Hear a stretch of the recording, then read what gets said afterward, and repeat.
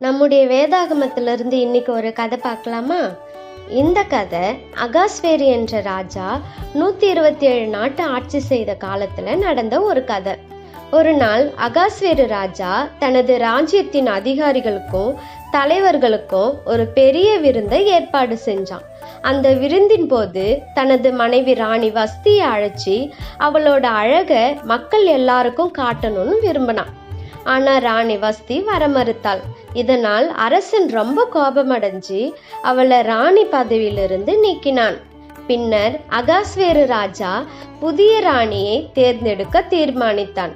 ராஜாவோட உத்தரவால அரண்மனைக்கு பல அழகிய இளம் பெண்கள் கொண்டு வரப்பட்டாங்க. அவர்கள ஒருத்தி தான் எஸ்தர். எஸ்தர் ஒரு யூத பெண். அவளை அவளின் மாமா மொர்தேகாய் தான் வளர்த்தார். மொர்தேகாய் எஸ்தர் யூத பெண் என்பதை யாரிடமும் சொல்ல வேண்டாம் என்று எஸ்தருக்கு அறிவுறுத்தினார். அரசனின் கண்கள்ல எஸ்தருக்கு கிருபை கிடைச்சது. இறுதியில அவளே புதிய ராணியாக தேர்வு செய்யப்பட்டாள். அதே காலத்துல அரசனின் முக்கிய அதிகாரியாக ஆமான் என்பவன் இருந்தான். அனைவரும் அவனை வணங்க வேண்டும் என்று கட்டளையிட்டு இருந்தான். ஆனால் மொர்தேகாய் அவனை வணங்க மறுத்தான். இதனால் ஆமான் கோபமடைந்து மொர்தேகாயை மட்டுமல்ல முழு யூத இனத்தையே அழிக்க ஒரு தீய திட்டத்தை தீட்டினான். அரசனை ஏமாற்றி யூதர்களை ஒரு குறிப்பிட்ட நாள்ல கொல்ல அனுமதி பெற்றான்.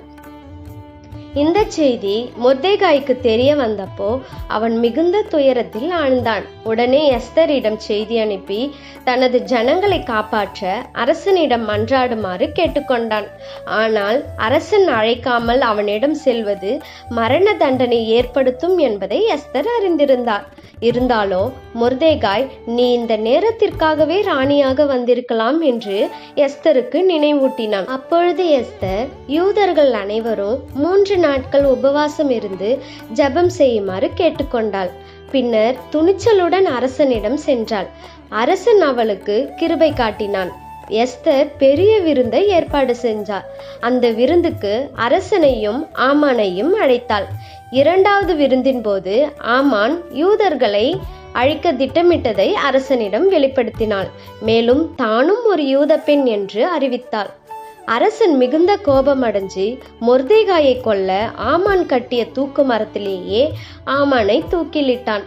அதன் பிறகு மொர்தேகாய் உயர்ந்த பதவியை பெற்றான். யூத மக்கள் அனைவரும் அழிவிலிருந்து விடுவிக்கப்பட்டாங்க. இந்த விடுதலையை நினைவு கூற யூதர்கள் பூரிம் என்ற பண்டிகையை கொண்டாட தொடங்கினாங்க. இந்த எஸ்தர் கதை நமக்கு என்ன கற்றுக் கொடுக்குதுன்னா, நம்முடைய தேவன் மேல் விசுவாசமும் நம்பிக்கையும் இருந்தா பெரிய அதிசயங்களை நம்முடைய வாழ்க்கையில செய்வார். எஸ்தரை போல நம்மையும் உயர்த்தி அழகு பார்ப்பாரு.